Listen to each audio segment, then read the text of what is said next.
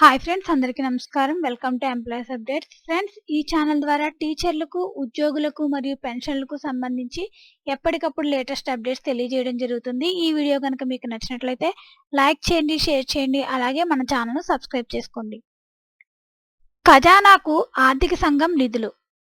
గ్రామ సీమల అభివృద్ధి కోసం కేంద్ర ఆర్థిక సంఘం ఇస్తున్న నిధులను రాష్ట్ర ఆర్థిక శాఖ నేరుగా తీసుకుంటుంది. ఆయా గ్రామీణ, పట్టణ స్థానిక సంస్థలకు కేంద్రం నుంచి నిధులు రాగానే వాటిని రాష్ట్ర ఖజానాకు తరలిస్తున్నారు.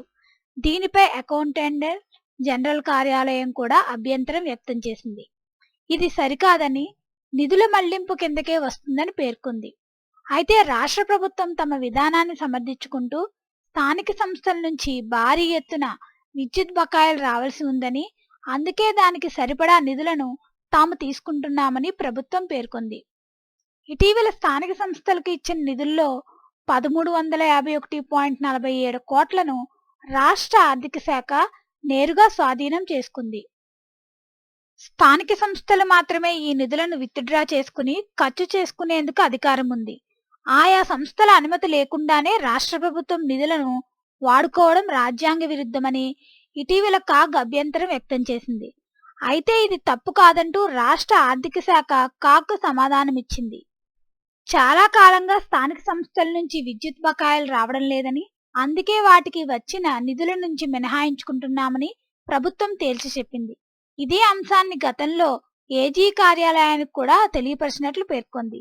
చాలా సంవత్సరాలుగా విద్యుత్ బకాయిలు ఉన్నాయని, దాదాపు 5,000 కోట్ల వరకు ఉంటాయని ఆర్థిక శాఖ అధికారులు చెబుతున్నారు. బకాయిలు రాకపోవడం వల్ల డిస్కంలు కూడా తీవ్ర ఆర్థిక సమస్యలు ఎదుర్కొంటున్నాయని పేర్కొంటున్నారు.